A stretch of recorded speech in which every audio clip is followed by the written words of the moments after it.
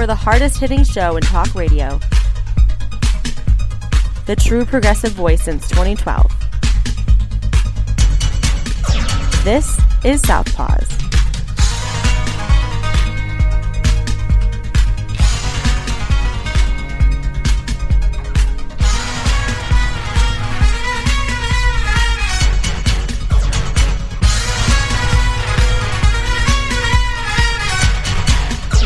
And welcome to Southpaws on the Pacifica Radio Network. We are the leaders of the revolution. My name is Darren Gibson. I am your host today.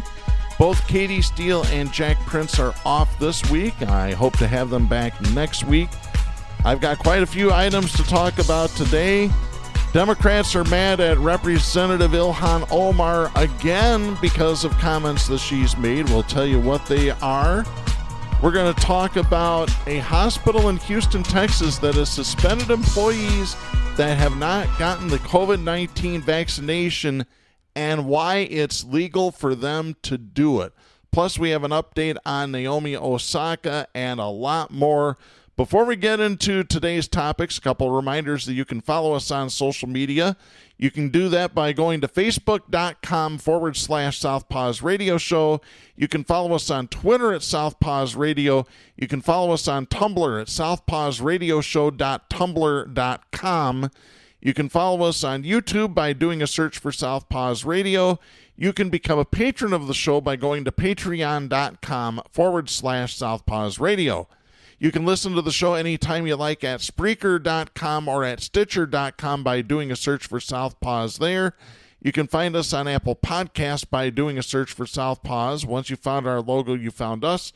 We send links to our weekly podcast to our Facebook, Twitter, Tumblr, and YouTube accounts. You can listen to us on Global Community Radio Channel 1 every Saturday night at 11 Eastern.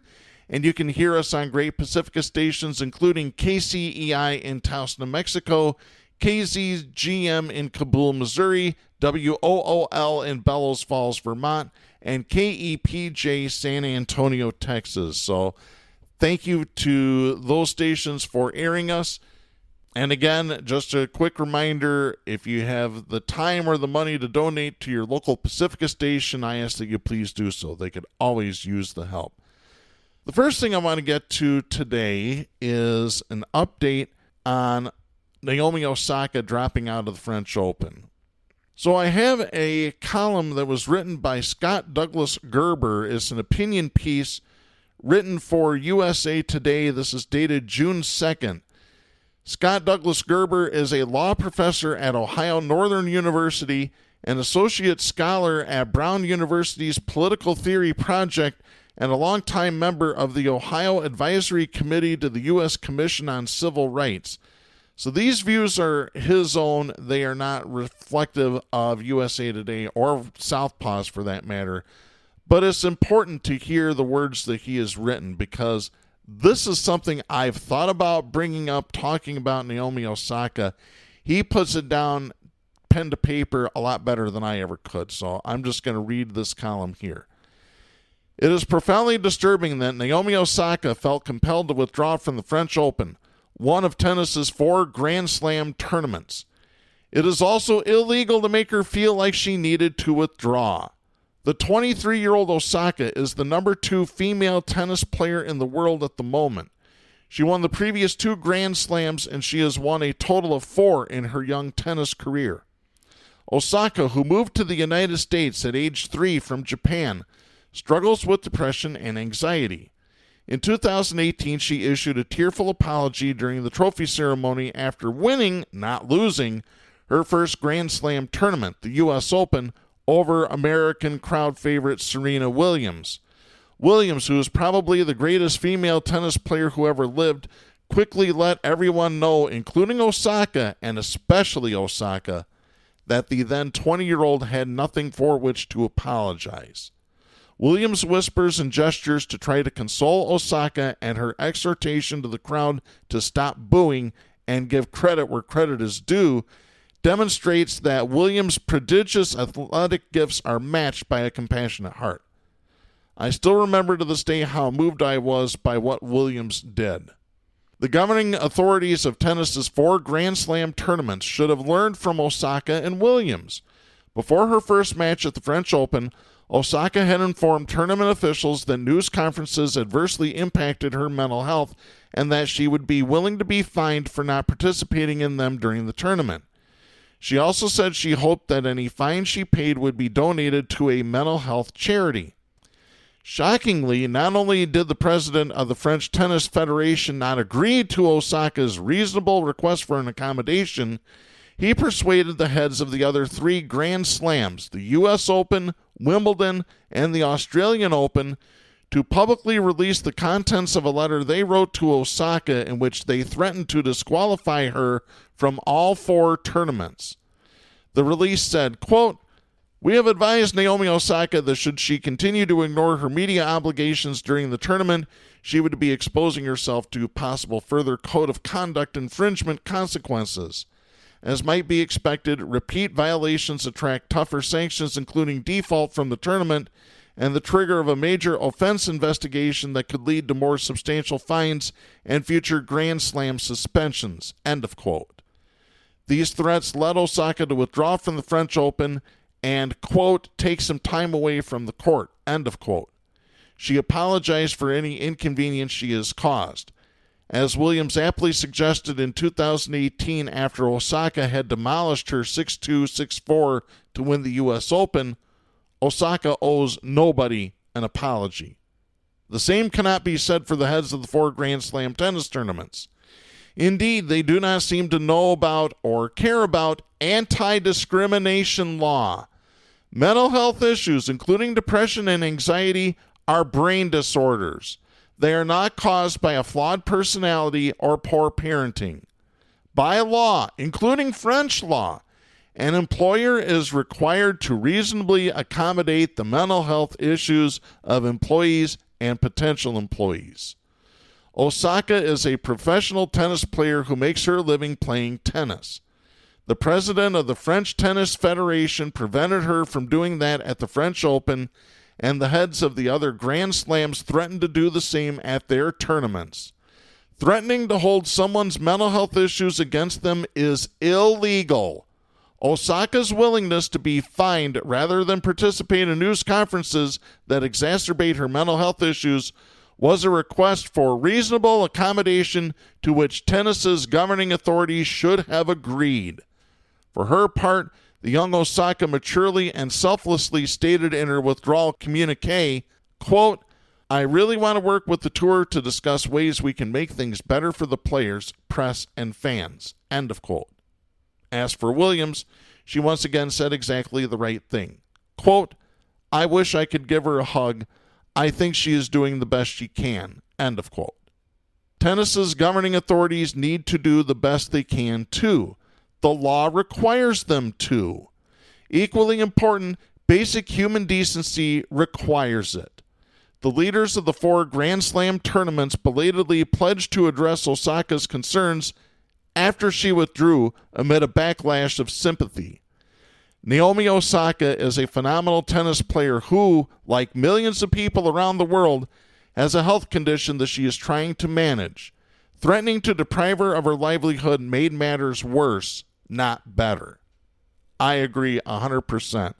And let me add what Scott Gerber said in his column here. What the French Open did is illegal under French law. If the U.S. Open decides to do the same thing, what they're planning on doing is also illegal, and I will cite the law, the Americans with Disabilities Act. Period. End of story. She can sue. She would win easily.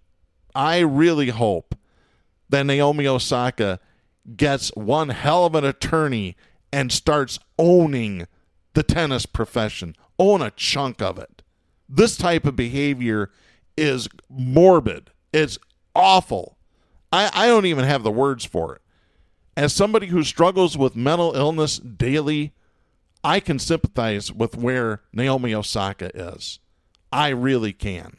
And if you want to hear more about my past with mental illness and the issues that I've had, just go back into the archives. I talk about it freely.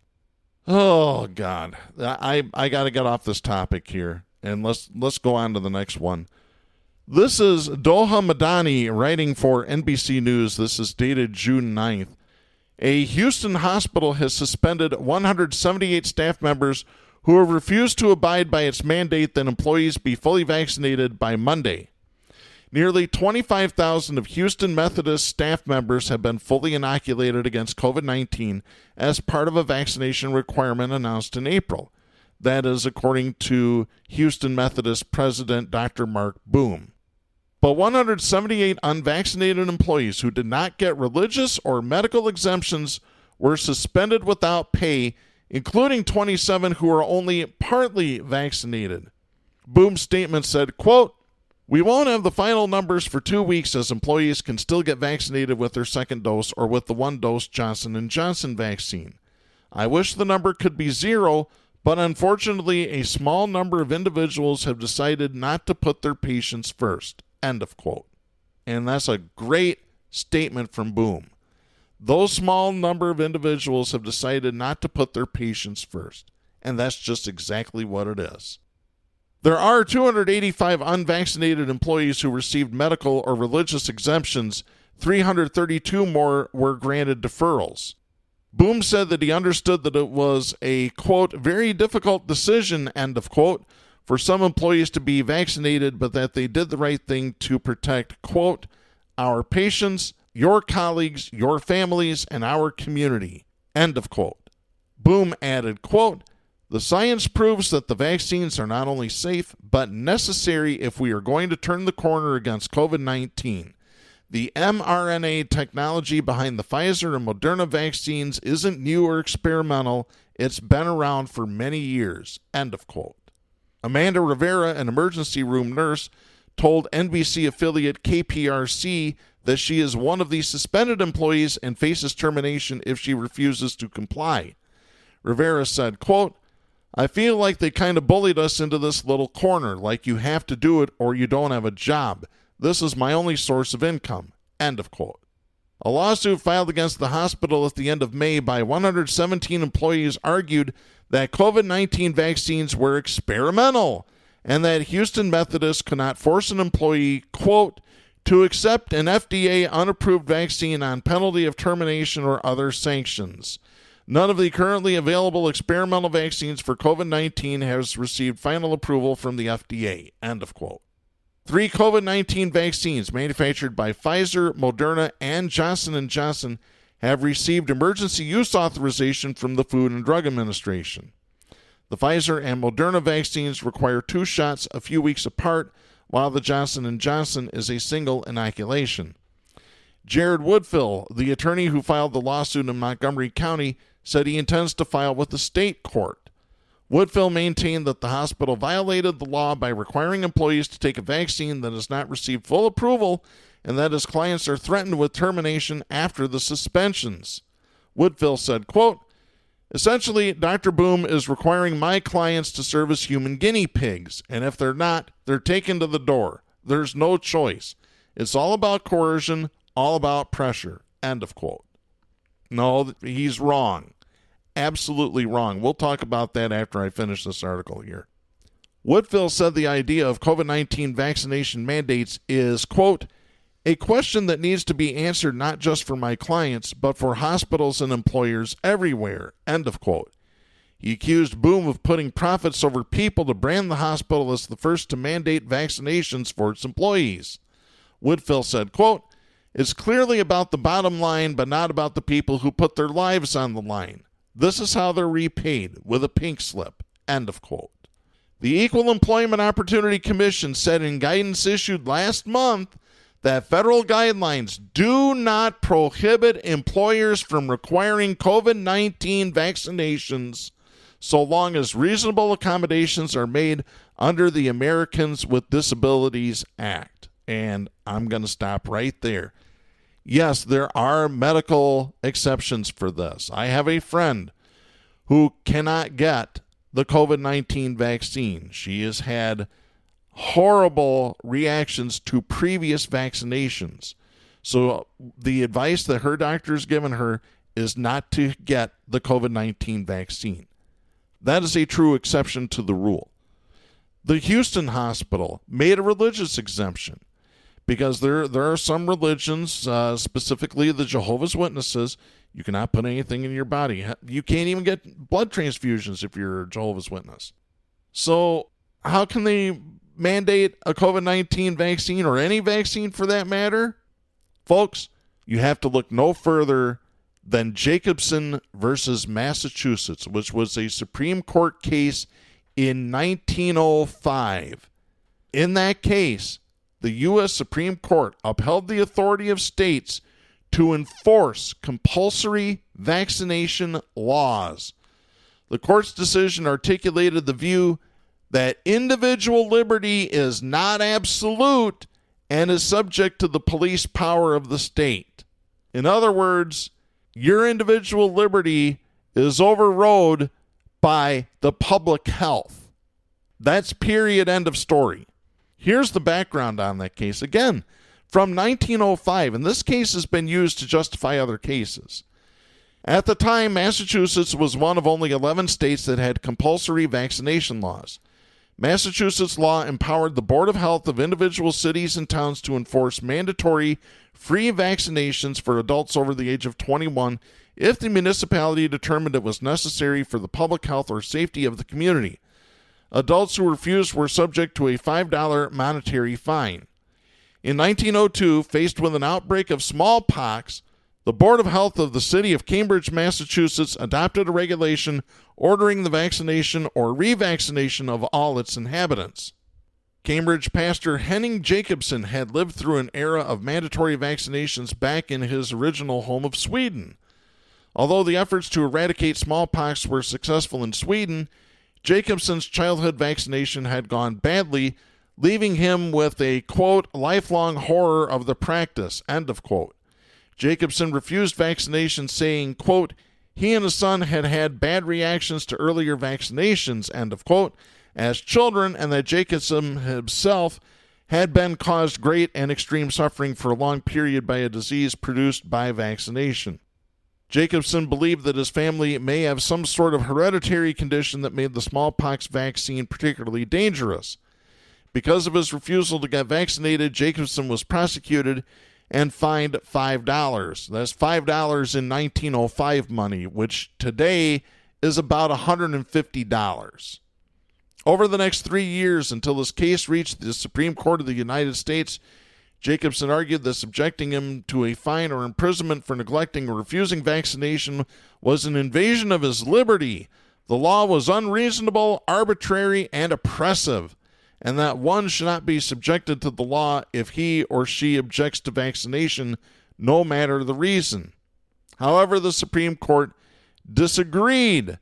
Justice John Marshall Harlan delivered the decision for a 7-2 majority that the Massachusetts law did not violate the 14th Amendment. The court held this, quote, in every well-ordered society charged with the duty of conserving the safety of its members, the rights of the individual in respect of his liberty may at times, under the pressure of great dangers, be subjected to such restraint, to be enforced by reasonable regulations as the safety of the general public may demand, end of quote, and that, quote, real liberty for all could not exist under the operation of a principle which recognizes the right of each individual person to use his own liberty, whether in respect of his person or his property, regardless of the injury that may be done to others, end of quote. Furthermore, the court held that mandatory vaccinations are neither arbitrary nor oppressive, so long as they do not, quote, go so far beyond what was reasonably required for the safety of the public, end of quote. In Massachusetts, with smallpox being prevalent and increasing in Cambridge, the regulation in question was necessary in order to protect the public health and secure the public safety. The court noted that Jacobson had offered proof that there were many in the medical community who believed that the smallpox vaccine would not stop the spread of the disease and in fact may cause other diseases of the body. We now know in 2021 that it's not the case. As a matter of fact, had it not been for vaccinations, we would not have eradicated smallpox in 1978. Let me restate that. We eradicated smallpox, wiped it off the face of the planet in 1978 because of vaccinations. The only place you can find smallpox is in a government laboratory. That's it. That's all. It's eradicated. However, the opinions offered by Jacobson were, quote, more formidable by their number than by their inherent value. And what everybody knows, the opposite theory accords with the common belief and is maintained by high medical authority, end of quote. Therefore, it was left to the legislature, not the courts, to determine which of the two modes was likely to be the most effective for the protection of the public against disease. No one could, quote, confidently assert that the means prescribed by the state to that end has no real or substantial relation to the protection of the public health and the public safety, end of quote. Finally, the court acknowledged that in extreme cases for certain individuals in a particular condition of health, the requirement of vaccination would be cruel and inhumane, in which case courts would be empowered to interfere in order, quote, to prevent wrong and oppression, end of quote.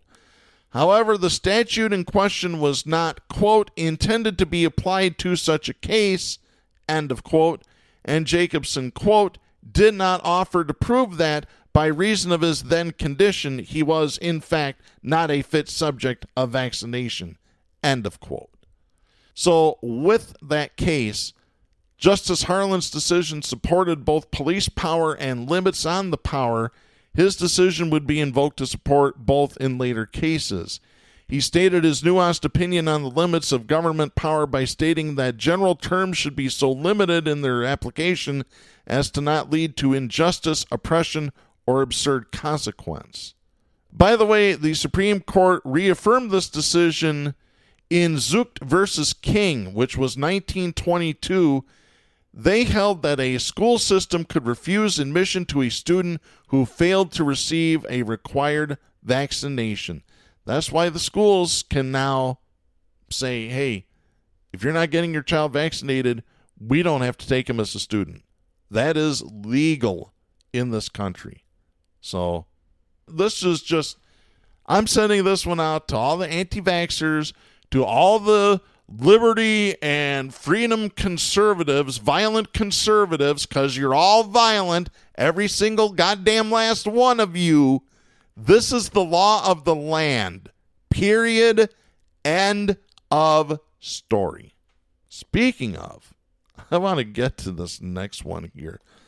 Oh boy, folks, Pew Research has done it again. They have conducted global surveys. They did one in 2021. They have compared the results to the same questions that they asked in 2017 when Donald Trump was president. Now they've asked the questions now that Joe Biden is president. So here are the 4 questions. This comes to us from democraticunderground.com. This is a meme that was produced by them. According to global surveys by the Pew Research Center in 2017 and 2021, they asked, do you think the U.S. president is well qualified? In 2017, the number was 16% said yes. In 2021, the number who said yes is 77%. Next question, do you think the U.S. president is a strong leader? In 2017, that number was 46%. In 2021, that number is 62%. Third question, do you think the U.S. president is dangerous? 2017, the number who said yes, 72%. That's 3 out of every 4 almost. In 2021, do you think the U.S. president is dangerous? That number is 14%. Final question. Do you think the U.S. president is arrogant? In 2017, the number was 90%, 9 out of 10. In 2021, 13%. So there you go, folks. Got to get rid of the Trumpers. Oh, my God. Speaking of something that we finally have gotten rid of, I think we have finally gotten rid of the Keystone Pipeline. Maybe. Hopefully. Let's get some good news here. So I have this story. This is published by the Wall Street Journal. This is Timothy Puko and Vipal Manga, writing June 9th. Canada's TC Energy Corporation and the Albertan provincial government said Wednesday they would scuttle the Keystone XL oil pipeline project, bringing to an end a years-long controversy over an effort to pipe more Canadian crude to the U.S. The decision had been expected after President Biden used his first day in office to revoke a key permit for the pipeline to cross the country's northern border, shutting down construction. It marks a historic victory for environmentalists who for a decade have made Keystone XL the focus of a campaign to block new pipeline construction as a way to limit oil consumption that contributes to global warming. TC Energy gave little explanation for its final decision in a Wednesday news release. It alluded to Biden's decision and said it had completed a comprehensive review of its options before making the final decision to terminate the project. It said that going forward it would build its businesses in shipping and storing natural gas, liquid fuels, and power to meet growing North American demand for cleaner fuels. TC Energy Chief Executive Francois Poirier said, quote, "We value the strong relationships we've built through the development of this project and the experience we've gained," end of quote. Groups like 350.org, which targeted Keystone XL, are also pressuring Wall Street to curb fossil fuel extraction and were a force behind activist investors winning board seats at ExxonMobil Corporation earlier this month. Environmental groups called TC's decision a landmark moment, and 350.org pointed to its own history of leading sit-ins against Keystone XL in front of the White House. It said it would work to defeat more pipelines. Bill McKibben, founder of 350.org, said, quote, "When this fight began, people thought big oil couldn't be beat. But when enough people rise up, we're stronger even than the richest fossil fuel companies," end of quote. Emboldened by the successful fight against Keystone XL, protesters have taken aim at other Canadian pipelines. On Monday, protesters in Minnesota clashed with police as they demonstrated against Enbridge Incorporation's construction of its crude oil Line 3 artery through the state. In Michigan, Democratic Governor Gretchen Whitmer is trying to revoke a permit that allows the company to transport oil and natural gas under the Great Lakes. That would be the Line 5 of Enbridge. Biden's permit cancellation was a major setback for Canadian oil producers and the Canadian government, which had urged Biden to help salvage the $8 billion project immediately after his election. Keystone XL has been mired in court challenges and left in limbo by shifting U.S. political leadership since it was initially proposed in 2008. That was a time of record oil prices, and the pipeline was pitched as a key artery to eventually bring 830,000 barrels a day of Canadian crude from Alberta to Nebraska, and then to refineries on the U.S. Gulf Coast.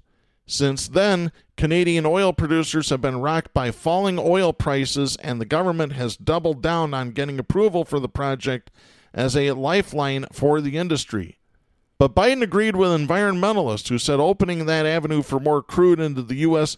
conflicted with a need to respond to climate change by shifting to cleaner sources of energy. He said allowing the project to go ahead would undercut the country's international credibility as Biden tried to push other countries to lower their greenhouse gas emissions. Jason Kenney, Premier of Alberta, said, quote, "We remain disappointed and frustrated with the circumstances surrounding the Keystone XL project, including the cancellation of the presidential permit for the pipeline's border crossing," end of quote. The province had invested $1.1 billion in the project. They now have to swallow the cost. The government said it would continue to explore its options to recoup its money. Biden's decision, which reversed the pipeline's approval first given by Donald Trump, came before TC Energy could finish construction in the U.S. It promptly suspended construction, saying it would cut more than 1,000 construction jobs. Biden's critics decried the layoffs, and several Republican states launched a lawsuit to overturn it. It wasn't immediately clear what would happen to that lawsuit. Austin Knudsen, the Attorney General of Montana, the lead plaintiff, along with the Texas Attorney General, said, quote, "It's a disgrace President Biden played politics and killed the Keystone XL pipeline. The pipeline would have enhanced America's energy independence while bringing much-needed jobs, tax revenue, and economic development to rural communities in Montana and across the country," end of quote. Apparently, 23 states had filed lawsuits against Biden to continue this pipeline. By the way, this pipeline, where it was constructed in the U.S., has had major leaks. Nebraska, North Dakota, it's been leaking for years. So this is a good thing. Now let's see if we can get Line 3 shut down. Line 5 needs to be shut down in the absolute worst way, because if that oil leaks and it gets into the Great Lakes, you can kiss the largest source of drinking water goodbye forever. People, you need to think about this. Can you drink oil? No, absolutely not. Water is essential, more so than food. And people don't understand this. I don't get it. Anyway, I want to get to this story. This is published by newsandguts.com. News and Guts is a news website that's owned by former CBS anchor Dan Rather. This was published on June 10th. Representative Ilhan Omar is embroiled in controversy again. This time she finds herself facing criticism from several colleagues within her own party. It's in response to this tweet that she published on June 7th. Quote, "We must have the same level of accountability and justice for all victims of crimes against humanity. We have seen unthinkable atrocities committed by the U.S., Hamas, Israel, Afghanistan, and the Taliban. I asked Secretary Blinken where people are supposed to go for justice." End of quote. The Minnesota Congresswoman is facing scrutiny from the right and conservative media, but what seems to be sparking the biggest response is the condemnation from her own side of the aisle. 12 Democrats, led by Representative Brad Schneider, released the following statement. Quote, "Equating the United States and Israel to Hamas and the Taliban is as offensive as it is misguided. Ignoring the differences between democracies governed by the rule of law and contemptible organizations that engage in terrorism at best discredits one's intended argument and at worst reflects deep-seated prejudice. The United States and Israel are imperfect and, like all democracies, at times deserving of critique, but false equivalencies give cover to terrorist groups. We urge Congresswoman Omar to clarify her words placing the U.S. and Israel in the same category as Hamas and the Taliban." End of quote. False equivalencies? More like true equivalencies. Especially Israel. And I'll just say it right here. What Israel was doing with the Palestinians is genocide. Pure and simple. It's the same thing that the Nazis did to them in the 30s and 40s, except they're not locking them up in concentration camps and gassing them. No, they're just luring children out into the streets and then shooting them in the back. You don't think that hasn't happened? You might want to look at the news. Let me continue here. Again, this is newsandguts.com. Omar isn't backing down. Instead, she responded by writing this, quote, "It's shameful for colleagues who call me when they need my support to now put out a statement asking for clarification and not just call. The Islamophobic tropes in this statement are offensive. The constant harassment and silencing from the signers of this letter is unbearable." End of quote. Representative Rashida Tlaib, Democrat of Michigan, the only person in Congress of Palestinian descent, came to Omar's defense. She wrote on Twitter, quote, "I am tired of colleagues, both Democrat and Republican, demonizing Ilhan Omar. Their obsession with policing her is sick. She has the courage to call out human rights abuses no matter who is responsible. That's better than colleagues who look away if it serves their politics." End of quote. MSNBC's Mehdi Hassan added this, quote, "I expect right-wing Republicans to go after Ilhan Omar, but what frustrates me is House Democrats so cynically joining in and some mainstream journalists getting ready to cover this controversy while pretending not to see what's going on here." again. End of quote. Mehdi Hassan continued on Twitter, quote, to be clear, Omar was referring to two specific ICC investigations involving the U.S. and the Taliban in Afghanistan and Israel and Hamas in Gaza. Maybe these House Democrats should read beyond the Fox Daily Mail headlines and faux outrage and not help incite more hate against Omar. End of quote. As the New York Times points out, this isn't the first time Omar's remarks about Israel have generated anger from fellow Democrats. Here's what they wrote. In 2019, her Twitter comment that support in Washington for Israel was all about the Benjamins kicked off weeks of fighting that ended in a resolution on the House floor condemning bigotry and anti-Semitism. The comments played into anti-Semitic tropes that have their roots in the Middle Ages when Jews were barred from entering most professions and thus became moneylenders, a task that Christians would not take on because of prohibitions against usury. Again, that's what the New York Times wrote back in 2019. At the time, Omar apologized for the comments, quote, after Ms. Pelosi and the entire Democratic leadership publicly chastised her for engaging in deeply offensive anti-Semitic tropes, end of quote. Speaker of the House Nancy Pelosi has yet to issue a statement on these latest comments. The right will no doubt criticize Democrats for not taking enough action against Omar, but consider this reaction from conservative commentator Anna Navarro. Quote, it took Republicans days of public pressure and outrage to say diddly about Marjorie Loca Green's minimizing of the Holocaust and meaning of the Yellow Star. It took Democrats just hours to condemn Ilhan Omar, equating the U.S. and Israel to Hamas and the Taliban. Good. End of quote. No, Anna, not good. Because Ilhan Omar told the truth. Now she's getting criticized by her own party. Because guess what? The Democrats are full of conservatives too. They're full of violent conservatives as well.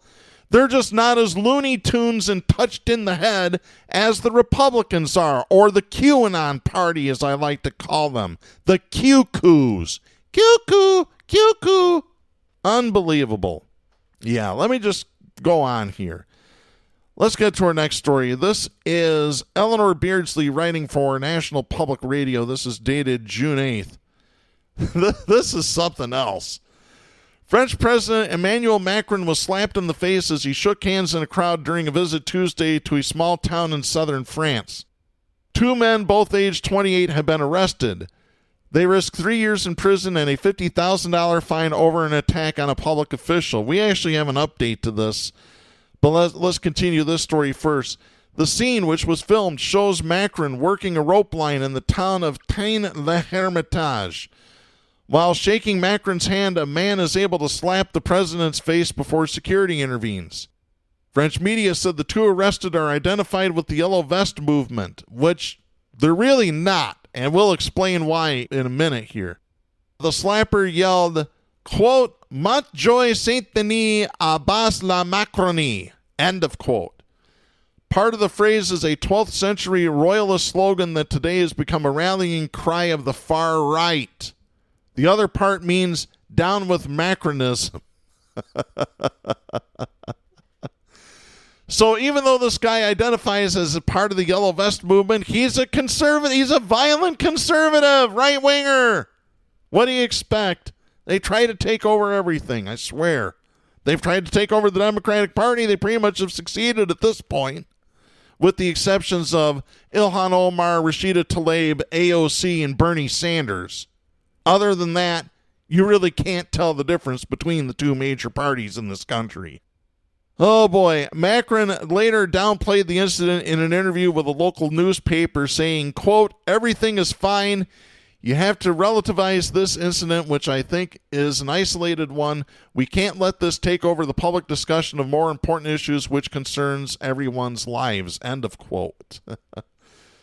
By the way, former socialist president Francois Hollande condemned the attacks. So did far-right leader Marine Le Pen, saying that they need to fight politically, not having violence. So again, this is the status quo, always going to support the status quo. Well, we have an update on this. They've already tried and convicted one of these. This just happened 2 days ago as we record on Thursday, June 10th. Listen to this. This is Nicholas Vaux-Montagny writing for the Associated Press. Sylvie Corbett in Paris also contributed to this story. This is out of Valence, France. A 28-year-old Frenchman who described himself as a right-wing or extreme-right patriot was sentenced to 4 months in prison Thursday for slapping President Emmanuel Macron in the face. Damien Terrell was also banned from ever holding public office in France and from owning weapons for 5 years over the swipe Tuesday, which caught Macron's left cheek with an audible thwack as the French leader was greeting a crowd. God. During Thursday's trial, Terrell testified that the attack was impulsive and unplanned and prompted by anger at France's decline. He sat straight and showed no emotion as the court in the southeastern city of Valence convicted him on a charge of violence against a person invested with public authority. He was sentenced to 4 months in prison and handed an additional 14-month suspended sentence. His girlfriend broke down in tears. Terrell, who shouted a centuries-old royalist war cry as he hit the president, described himself as a right-wing or extreme-right patriot and member of the Yellow Vest economic protest movement that shook Macron's presidency in 2018 and 19. Well, here's the thing. The Yellow Vest movement is a leftist. I got news for him. He's in the wrong place, buddy. Poised and calm, he firmly defended his actions and his views on Macron without providing details of what policies he wants France to change. Terrell acknowledged hitting the president with a rather violent slap. He told the court, quote, "When I saw his friendly, lying look, I felt disgust, and I had a violent reaction. It was an impulsive reaction. I was surprised myself by the violence." End of quote. While he said he and his friends had considered bringing an egg or a cream pie to throw at the president, he said they dropped the idea and insisted that the slap was not premeditated. Without explaining what he meant, he said, quote, "I think that Emmanuel Macron represents the decline of our country." End of quote. Well, I got news for you. If you want decline, just come to the United States, pal. He told investigators that he held right or ultra-right political convictions without being a member of a party or group, according to the prosecutor's office. The slap called attention to an assortment of ultra-right groups bubbling beneath France's political landscape, which are considered increasingly dangerous despite their small following. Macron wouldn't comment Thursday on the trial, but insisted that, quote, "Nothing justifies violence in a democratic society. Ever." End of quote. Except when the people are oppressed to the point that they have to resort to violence as the last resort to gain control again. Why don't you ask your own citizens, or actually look in your own history? Marie Antoinette? Let them eat cake? Does that ring any bells with you, Emmanuel? Really? Continuing here, another man arrested at the ruckus that followed the slap, identified by the prosecutor as Arthur C., will be judged at a later date in 2022 for illegal possession of weapons. The prosecutor's office said, as well as finding weapons, police who searched the home of Arthur C. also found books on the art of war, a copy of Adolf Hitler's manifesto Mein Kampf, and 2 flags, one symbolizing communists, another of the Russian Revolution. Neither Terrell nor Arthur C., who are both 28 years old, had police records. While crimes in France often take months or years to reach trial, in this case, authorities used a special emergency procedure to hold a trial within just 2 days of the slap. Terrell did not object to the procedure. Videos showing Macron's attacker slapping the French leader's left cheek and his bodyguards pushing the man away during a quick meet and greet with members of the public. So there's apparently the video is out there, so have a look at it. It's probably up on YouTube or somewhere. But yeah, 2 days after slapping the president of France, one of the people that assaulted him gets sentenced to 4 months in jail, a 14-month suspended sentence. cannot own firearms for the next 5 years or any type of weapons, and is permanently banned from running for public office. Wow. Oh boy. Well, we had some more good news to report here. This came out after we recorded last week's show. This is Barbara Ortute writing for the Associated Press. This is dated June 4th. Also contributing to this report are Associated Press writers Tali Arbel, Matt O'Brien, and Zeke Miller. Facebook announced on Friday, June 4th, that Donald Trump's accounts will be suspended for 2 years, freezing his presence on the social network until early 2023, following a finding that Trump stoked violence ahead of the deadly January 6th insurrection at the Capitol. Once again, let me reiterate, these are traitors that stormed the Capitol. At the end of the suspension, the company will assess whether Trump's risk to public safety has subsided. That is according to Facebook's Vice President of Global Affairs, Nick Clegg. In a blog post, he wrote that Facebook will take into account external factors such as instances of violence, restrictions on peaceful assembly, and other markers of civil unrest. Facebook also announced that it would end a contentious policy that automatically exempted politicians from rules banning hate speech and abuse, and that it would stiffen penalties for public figures during times of civil unrest and violence. Trump called Facebook's decision on the suspension an insult. The 2-year ban replaced a previous ruling that ordered him to be suspended indefinitely. In a news release, Trump said, quote, "They shouldn't be allowed to get away with this censoring and silencing, and ultimately we will win. Our country can't take this abuse anymore." End of quote. Social platforms like Facebook and Twitter have become indispensable tools for politicians to get their messages out and to raise small-dollar donations. Without the megaphone of Twitter and the targeted fundraising appeals his campaign mastered on Facebook, Trump could be at a serious disadvantage relative to other politicians. Trump has teased running for president again in 2024. His aides say that he has been working on launching his own social media platform to compete with those that have booted him. One has yet to materialize. A blog he launched on his existing website earlier this year was shut down after less than a month. It attracted dismal traffic. On Facebook, Trump's suspension means that his account is essentially frozen. Others can read and comment on past posts, but Trump and other account handlers are unable to post new material. Twitter, by contrast, has permanently banned Trump from its service. No trace of his account remains. Jennifer Greigiel, a Syracuse University communications professor, said this in regards to the reassessment of Trump's account in 2 years. Quote, "What they've done here is shield themselves from potential presidential rage." End of quote. In a color-coded chart on its blog post, the company said public figures who violate its policies during times of crisis can be restricted from posting for a month or as long as 2 years. Future violations, it said, will be met with, quote, "heightened penalties up to and including permanent removal." End of quote. The policy that exempted politicians from rules on hate speech and abuse was once championed by CEO Mark Zuckerberg. The company said it never applied the policy to Trump, but on Friday backtracked to say it did use it once in 2019 for a video of a rally on his Facebook page. The social media giant said it will still apply the newsworthiness exemption to certain posts it deems to be in the public interest, even if they violate Facebook rules. But it will no longer treat material posted by politicians any differently than other posts. In addition, Facebook said it will make public whenever it does apply the exemption to a post. The announcements are in response to recommendations from the company's quasi-independent oversight board. Last month, that panel upheld a decision by Facebook to keep Trump suspended, but the board said the company could not merely suspend him indefinitely. It gave the company 6 months to decide what to do with his accounts.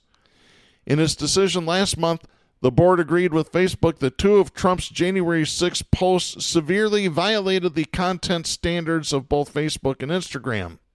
Trump said to the rioters in the first post, quote, "We love you. You're very special." End of quote. In the second, he called them great patriots and told them to remember this day forever.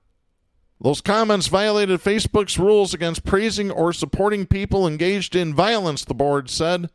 Specifically, the board cited rules against, quote, dangerous individuals and organizations, end of quote, that prohibit anyone who proclaims a violent mission and bans posts that express support for those people or groups. The 2-month suspension is effective from January 7th, so Trump has 19 months to go. A group calling itself the Real Facebook Oversight Board, which is critical of Facebook and its oversight panel, said in a statement Friday that the ban brings Trump back just in time for the 2024 presidential election and shows, quote, no real strategy to address authoritarian leaders and extremist content and no intention of taking serious action against disinformation and hate speech, end of quote. Due to its sheer size and power, Facebook's decision has broad implications for politicians and their constituencies around the globe. Chinmayi Arun, a fellow at Yale Law School's Information Society Project, said it's good that the company laid out a standard for when it will suspend political leaders and for how long. She said, quote, what's tremendous is that Facebook took the Oversight Board's recommendation to reevaluate the real-world context and the offline tensions while deciding what to do with a politician's online speech, end of quote. But she remains concerned that suspensions cannot be reviewed unless Facebook asks. For years, Facebook gave Trump special treatment and free rein to spread misinformation and threats on the platform. Outside critics and even Facebook's own employees called for the company to remove Trump long before January 6th. Last summer, for instance, Zuckerberg decided to leave a post by Trump that suggested protesters in Minneapolis could be shot using the words, quote, when the looting starts, the shooting starts, end of quote. Trump's comment evoked the civil rights era by borrowing a phrase used in 1967 by Miami's police chief to warn of an aggressive police response to unrest in black neighborhoods. While Facebook put labels on many of Trump's election posts, he did not face penalties such as suspension for repeatedly and falsely claiming victory in 2020. But he probably should have. But he definitely should have. In Friday's post, Clegg anticipated criticism from both sides of the political aisle. He wrote, quote, we know that any penalty we apply or choose not to apply will be controversial. There are many people who believe it was not appropriate for a private company like Facebook to suspend an outgoing president from its platform, and many others who believe Trump should have been immediately banned for life, end of quote. He added that Facebook's job is, quote, to make a decision in as a proportionate, fair, and transparent way as possible in keeping with the instruction given to us by the Oversight Board, end of quote. But by staying in the middle, some experts say Facebook had once again punted the decision instead of taking a firm stance. Sarah Krebs, a Cornell professor and director of the Cornell Tech Policy Lab, said, quote, it's the wait-and-see approach. I think they're hoping this can just resolve itself with him not being kind of an influential voice in politics anymore, end of quote. Well, I got news for you. He's going to try and stay in as long as he can because that's just who he is. And I tell you what, if you want Facebook to do the right thing, here's real simple. Facebook, Twitter, all of the social media needs to be government regulated as a public utility because that's just exactly what it is. I tell you what, let's go on to our final story of the day. This is Eli Rosenberg writing for the Washington Post. This is dated June 10th. The owners of Clavon's ice cream parlor had hit a wall.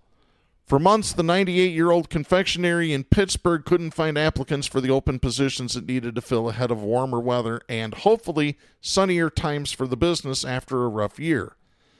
The job posting for Scoopers, $7.25 an hour plus tips, did not produce a single application between January and March.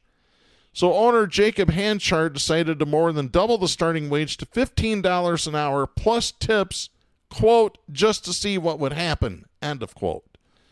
The shop was suddenly flooded with applications.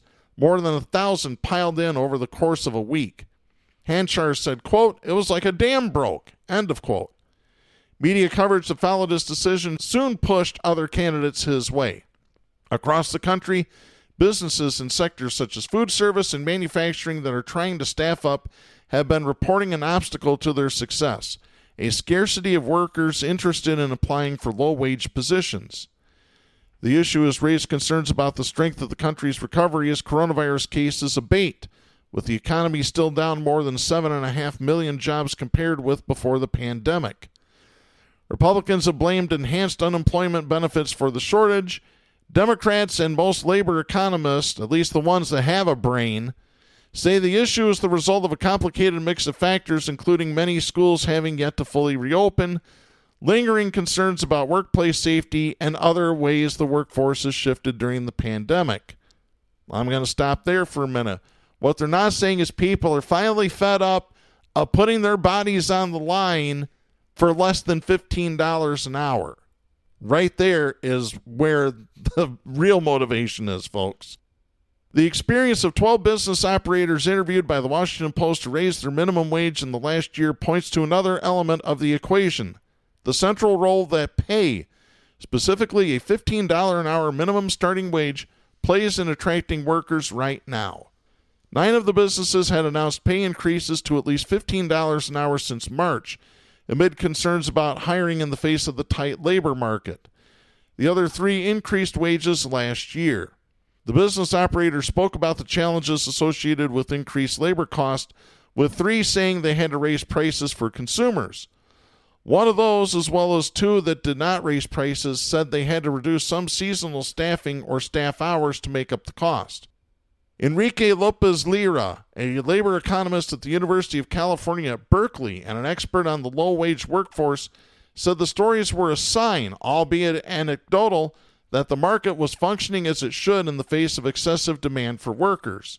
He said, quote, "The more employers improve the quality of the jobs and the more they think of workers as an asset that needs to be maximized, the better they're going to be able to find and retain workers long term." End of quote. And I'm just going to stop there. We actually have the full article up on our Facebook page. If you go to facebook.com/Southpaws Radio Show, you'll find it there, and you can read the remainder of it. But, yeah, Richard Branson said for years, and still does to this day, you need to treat workers like an asset. And really, that's how you retain employees. You keep your good employees by treating them like gold. That's the only way you can do it. One final story we were not able to get to, and that's also up on our Facebook page. It's Mary Claire Jelinek and Eric Tucker writing for the Associated Press. Headline is, Democrat says Trump counsel recounted troubling events. That is a very important read. You need to read that article. Again, that's on our official Facebook page, facebook.com/Southpaws Radio Show. With that, we are out of time for this episode. We'll be back next week. I'm Darren Gibson for Jack Prince, Katie Steele, and Kristen Cook. Please support independent media and the First Amendment. The stations that carry Southpaws do not necessarily share the opinions expressed on the show. Southpaws is protected by the First Amendment to the U.S. Constitution and is copyrighted by Big D Entertainment. All rights reserved.